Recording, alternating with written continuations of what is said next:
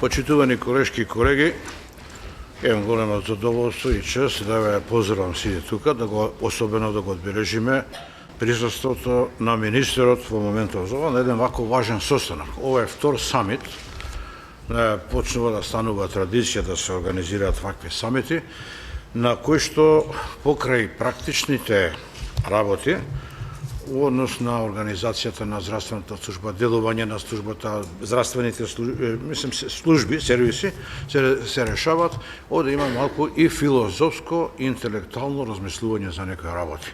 Една надграда која што е многу важна. И затоа е поддршката. Добро е што се одека сите присутни, сите учесници во здравствената заштита, сите сме ние меѓу другото и пациенти, према тоа и тие се тука. И затоа ова може да имаме изваредна прилика, што имаме одлични предавачи, двајца кои што се познати во светот, кои што биле советници и на Светска здравствена организација, и на Обединетите нации, и на председателот на Америка, и на многу други. Напишале повеќе книги и имаат еден извареден пристап на тоа.